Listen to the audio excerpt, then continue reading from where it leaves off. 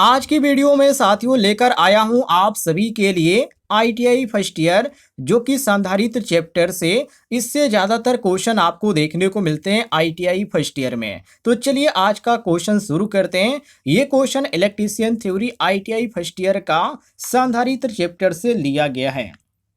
पहला क्वेश्चन आप सभी के सामने है जिसमें पूछा जा रहा है कि संधारित्र का मुख्य कार्य क्या है। संधारित्र का मुख्य कार्य क्या होता है। जैसे कि ए ऑप्शन दिया गया धारा प्रवाह को बढ़ाना, जो कि ऑप्शन यहाँ पर पहला ही गलत हो जाता है क्योंकि संधारित्र का जो काम होता है वो करंट को बढ़ाने का तो बिल्कुल भी नहीं होता है। ये हमारा ए ऑप्शन इसी कारण गलत होता है। बी ऑप्शन है विद्युत ऊर्जा को संग्रह करना, ये आपका बिल्कुल सही है क्योंकि कैपेसिटर विद्युत आवेश को एकत्र करके रखता है। ये आपका बी ऑप्शन सही हो जाता है। सी ऑप्शन है वोल्टेज को घटाना, ये भी बिल्कुल गलत है क्योंकि वोल्टेज घटाना ट्रांसफार्मर और रेक्टिफायर का काम होता है, न कि यहाँ पे संधारित्र का काम होता है। तो इसी कारण हम यहाँ पे सी ऑप्शन को भी गलत मारेंगे।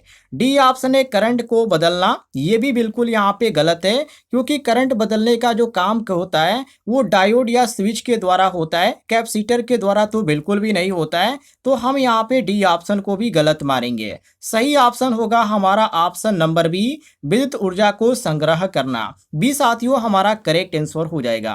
क्लियर हो गया, आगे बढ़ते हैं। आगे सवाल में क्या पूछा जा रहा है।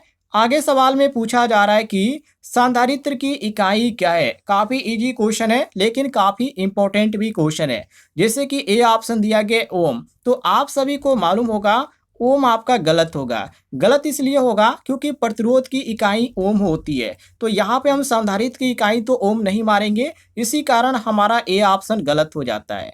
बी ऑप्शन दिया गया वोल्ट, तो वोल्टेज का जो विभव अंतर होता है उसकी जो इकाई होती है वो होती है वोल्ट, तो यहाँ पे ये हमारा बी ऑप्शन भी गलत हो जाता है। सी ऑप्शन दिया गया फैराडे, तो ये आपका जो दिया गया सी ऑप्शन बिल्कुल सही है क्योंकि कैपेसिटर की जो क्षमता होती है उसकी जो एसआई इकाई होती है वो फैराड होती है, जो कि ऑप्शन में आपको सी ऑप्शन देखने को मिलता है। तो संधारित्र की इकाई क्या होती है, फैराड होती है, जो कि ऑप्शन में आपको सी देखने को मिल जाता है।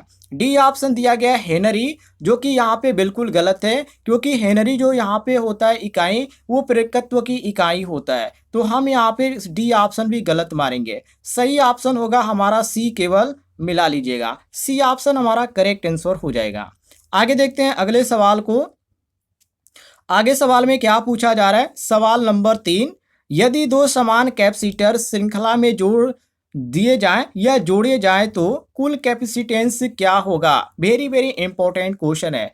तो देखिए यहाँ पे पहला ऑप्शन दिया गया है कि जोड़ दिया जाएगा, मतलब कि यहाँ पे जोड़ने की बात किया जा रहा है, तो ऐसा तो बिल्कुल भी नहीं होगा क्योंकि समानांतर संयोजन में जो आपका जोड़ा जाता है ये ध्यान रखिएगा। तो यहाँ पे हमारा ये पहला ऑप्शन ही गलत हो जाता है। बी ऑप्शन दिया गया समान रहेगा, तो ये भी बिल्कुल गलत है क्योंकि सीरीज में क्या हो जाता है, यहाँ पे बदलता है, समान नहीं रहता है। और यहाँ पे सी ऑप्शन दिया गया घट जाएगा, तो ये बिल्कुल यहाँ पे सही है क्योंकि सीरीज में कुल जो कैपेसिटेंस होता है वो घटता है, जो कि यहाँ पे सूत्र के अनुसार भी आप इसको जानते हैं 1/c बराबर आपका क्या हो जाता है, 1/c इक्वल आपका हो जाता है 1/c1 प्लस 1/c2 हो जाता है। तो ये जो आपका हो जाता है ये घटता रहता है, तो हमारा यहाँ पे सी ऑप्शन करेक्ट आंसर हो जाएगा।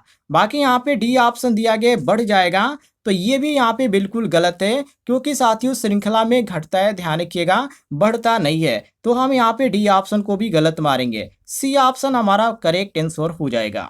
आगे देखते हैं अगले सवाल को। सवाल नंबर 4 को देखिए। इसमें पूछा जा रहा है कि कैपेसिटर के प्लेटों के बीच किस प्रकार का पदार्थ भरा जाता है।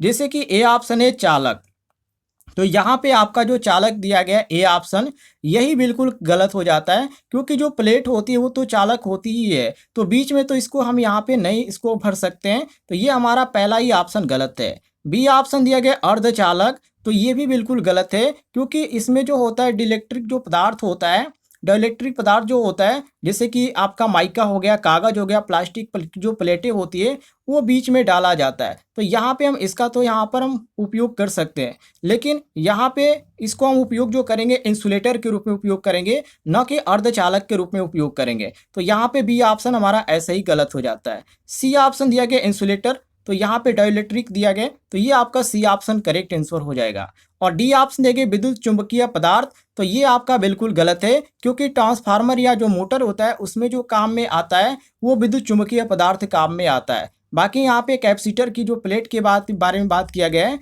उसमें तो ये बिल्कुल भी काम में नहीं आता है, तो इसी कारण डी ऑप्शन हमारा गलत हो जाता है। और सही ऑप्शन कौन सा होगा, तो ऑप्शन नंबर साथियों सी होगा। ध्यान रखिएगा, निरोधक, जिसको हम इंसुलेटर और यहाँ पे डाइलेक्ट्रिक बोलते हैं, ये आपका सी ऑप्शन करेक्ट आंसर हो जाता है। क्लियर हो गया साथियों। यदि आपको किसी भी क्वेश्चन में किसी प्रकार का डाउट होगा तो आप लोग कमेंट बॉक्स में पूछ लीजिएगा, आपको जानकारी मिल जाएगी। चलिए आगे बढ़ते हैं, अगले सवाल को देखिए।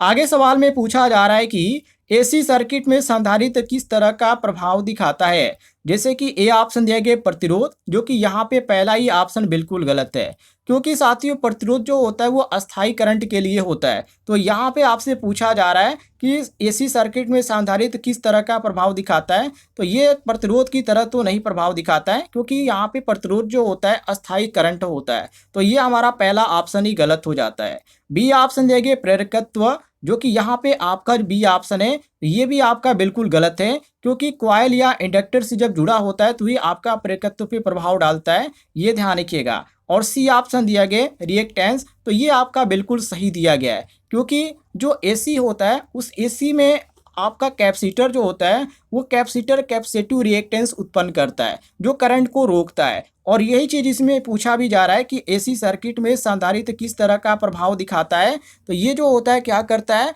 ये करंट को रोकता है, जो कि ऑप्शन में आपको सी देखने को मिल जाता है। सी ऑप्शन हमारा करेक्ट आंसर हो जाएगा। बाकी यहाँ पे डी ऑप्शन दिया गया चालकता, तो ये आपका बिल्कुल यहाँ पे गलत है, क्योंकि करंट के प्रवाह की क्षमता जो होती है ये आपकी यहाँ पे इसको हम संधारित्र से यहाँ पर ये संबंधित बिल्कुल भी नहीं होती है। तो इसी कारण यहाँ पे हम डी ऑप्शन को गलत मारेंगे। तो चालकता का संबंध जो है यहाँ पे बिल्कुल भी नहीं है संधारित्र से, तो डी ऑप्शन गलत है। सी ऑप्शन हमारा सही है, रिएक्टेंस। क्लियर हो गया। आगे देखते हैं, आगे सवाल में क्या पूछा जा रहा है। सवाल नंबर 6, इसमें पूछा जा रहा है कि यदि कैपेसिटर में वोल्टेज बढ़ा दिया जाए तो उसमें संग्रहित ऊर्जा कैसे प्रभावित होती है या कैसे प्रभावित होगी। जैसे कि ए ऑप्शन दिया गया है घटेगी, तो ए ऑप्शन यहाँ पे घटेगी दिया गया है, जो कि बिल्कुल यहाँ पे गलत दिया गया है। गलत इसलिए यहाँ पे दिया गया है क्योंकि वोल्टेज बढ़ने से ऊर्जा जो होती है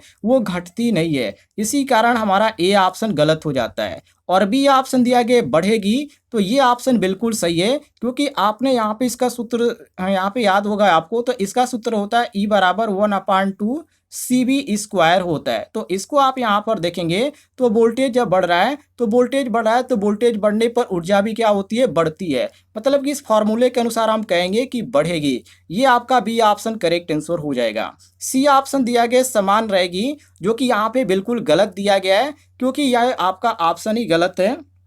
समान तो ये बिल्कुल भी नहीं देखने को मिलती है। और यहाँ पे डी ऑप्शन ये शून्य हो जाएगी, तो ये भी ऑप्शन आपका गलत है।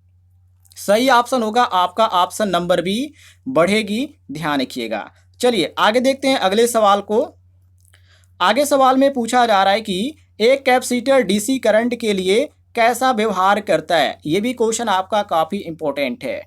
ए ऑप्शन दिया गया प्रतिरोध प्रदान करता है, जो कि ये ऑप्शन जो दिया गया है ये आपका बिल्कुल गलत दिया गया है, क्योंकि यहाँ पे हम इसलिए इसको यहाँ पे गलत मारेंगे क्योंकि यहाँ पे प्रतिरोध ये प्रदान ही नहीं करता है। ओपन सर्किट जो आती है उसमें कंडीशन अलग होता है, लेकिन यहाँ पे प्रतिरोध प्रदान करने की बात आती है तो ये बिल्कुल भी नहीं करता है, तो हमारा ए ऑप्शन ही गलत हो जाता है। बी ऑप्शन यहाँ पे दिया गया ओपन सर्किट बनाता है, तो यहाँ पे इस कंडीशन में सही होगा, क्योंकि डीसी में कुछ समय बाद करंट जो होता है वो रुक जाता है और कैपेसिटर ओपन सर्किट की तरह बिहेव करने लगता है, मतलब कार्य करने लगता है। तो ये हमारा उस प्रकार जो होता है वो हमारा ओपन सर्किट में सही मारेंगे। ये आपका बी ऑप्शन सही हो जाता है। सी ऑप्शन दिया गया शॉर्ट सर्किट बनता है, जो कि ये ऑप्शन आपका बिल्कुल गलत है, क्योंकि शॉर्ट सर्किट तो बिल्कुल भी यहाँ पे नहीं बनता है, क्योंकि करंट जो होती है काफ़ी तेज़ी से इसमें प्रवाहित होती है, तो शॉर्ट सर्किट का तो कोई चांस ही नहीं है। और डी ऑप्शन दिया गया करंट को प्रवाहित करता है, तो ये भी यहाँ पे बिल्कुल गलत है, क्योंकि शुरुआत में थोड़ा सा आपको फ्लो देखने को मिलेगा, लेकिन यहाँ पे कहा जाए कि हमेशा ये ऐसा होगा, तो ये ऐसा हमेशा नहीं होता है। तो इसी कारण करंट को प्रवाहित भी ये नहीं करता है, हम कह सकते हैं डी ऑप्शन भी हमारा गलत हो जाता है। सही ऑप्शन होगा हमारा option number B, open circuit बनता है। क्लियर हो गया? बी ऑप्शन हमारा करेक्ट आंसर हो जाएगा। आगे बढ़ते हैं, अगले सवाल को देखिए। आगे पूछा जा रहा है कि किस प्रकार का कैपेसिटर ध्रुवीय होता है। जैसे कि यहाँ पे माइका कैपेसिटर दिया गया है, तो यहाँ पे आपका जो दिया गया ए ऑप्शन, ये आपका बिल्कुल गलत दिया गया है, क्योंकि ये जो होता है गैर ध्रुवीय होता है। तो ये आपका जो आता है ध्रुवीय के अंतर्गत ही नहीं आता है मिक्का कैपेसिटर। तो यहाँ पे आपका बी ऑप्शन दिया गया इलेक्ट्रोलाइट कैपेसिटर, जो कि यहाँ पे आपका ये भी यहाँ पे साथियों कह सकते हैं ये भी बिल्कुल गलत है, क्योंकि इसमें जो आपको देखने को मिलता है टर्मिनल देखने को मिलता है, और टर्मिनल इसके पास पास होते हैं, तो यहाँ पे ये खराब होने के ज़्यादातर चांस होते हैं। तो इसलिए इसका भी हम उपयोग कर सकते हैं, लेकिन इसकी कंडीशन अलग होती है। लेकिन यहाँ पे क्वेश्चन में पूछा जा रहा है कैपेसिटर ध्रुवीय, तो ध्रुवीय के अंतर्गत ये आपका आता है, तो इसी कारण हम इसको सही मानेंगे, क्योंकि इलेक्ट्रोलाइट जो कैपेसिटर आता है ये ध्रुवीय कैपेसिटर के अंतर्गत आता है। तो इसी कारण हम बी ऑप्शन को करेक्ट मानेंगे। बाकी यहाँ पे सी ऑप्शन देखिए सिरेमिक कैपेसिटर, तो सिरेमिक जो कैपेसिटर आता है ये गैर ध्रुवीय के अंतर्गत आता है, तो हम इसको गलत मारेंगे। और डी ऑप्शन देंगे पेपर कैपेसिटर, तो ये जो होता है बहुत ही ज़्यादा आपको देखने को मिलता है इस समय, जो कि ये भी गैर ध्रुवीय के अंतर्गत ही आता है, तो हम यहाँ पे डी ऑप्शन को भी गलत मारेंगे। सही ऑप्शन होगा हमारा केवल option number B electrolyte capacitor. B option हमारा करेक्ट आंसर हो जाएगा। आगे बढ़ते हैं, अगले सवाल को देखिए। आगे सवाल में पूछा जा रहा है कि कैपेसिटर की कैपेसिटेंस किस पर निर्भर करती है। मतलब प्लेटों के बीच की दूरी पे निर्भर करती है, या प्लेटों का क्षेत्रफल पर, या डाइलेक्ट्रिक पदार्थ पर, या यहाँ पे उपयुक्त सभी पे दिया गया है। तो ये सभी पे निर्भर करती है, क्योंकि प्लेटों के बीच की दूरी पर भी निर्भर करती है, क्योंकि दूरी बढ़ती है तो कैपेसिटेंस क्या होता है, घटता है। और यहाँ पे बी ऑप्शन देंगे प्लेटों का क्षेत्रफल, तो ये भी बिल्कुल सही है, क्योंकि क्षेत्रफल बढ़ेगा तो कैपेसिटेंस भी बढ़ेगा। और यहाँ पे सी दिया गया डाइलेक्ट्रिक पदार्थ का प्रकार, तो ये भी यहाँ पे बिल्कुल सही दिया गया है, क्योंकि अच्छा जो डाइलेक्ट्रिक होता है उससे ज़्यादा यहाँ पे ज़्यादा कैपेसिटेंस होना जरूरी है। तो इसी कारण यहाँ पे हम सही मारेंगे, वो ऑप्शन नंबर डी बिल्कुल करेक्ट आंसर। उपयुक्त सभी ऑप्शन क्या दिया गया है, बिल्कुल सही दिया गया है। क्लियर हो गया साथियों? आगे बढ़ते हैं, आगे देखते हैं आगे सवाल में क्या पूछा जा रहा है। आगे पूछा जा रहा है कि संधारित्र का चार्ज और वोल्टेज के बीच संबंध क्या है। जैसे कि यहाँ पे ए ऑप्शन है Q बराबर सी बी, और यहाँ पे Q बराबर सी अभी अपान सी ए, और सी ऑप्शन है Q बराबर सी अपान बी, और Q यहाँ पे डी ऑप्शन है Q बराबर सी प्लस बी। तो यहाँ पे इसका आप लोग जवाब दीजिएगा कमेंट बॉक्स में। वैसे मैं आपको बता दूँ यहाँ पे जो आपका सही होगा Q बराबर सी बी सही होगा, क्योंकि यहाँ पे Q आपका चार्ज हो जाएगा, C कैपेसिटेंस हो जाएगा, V वोल्टेज होगा। तो इसमें जो संबंध होता है Q बराबर सी बी होता है, जो कि यहाँ पे ए ऑप्शन आपको देखने को मिल जाता है। बिल्कुल करेक्ट आंसर।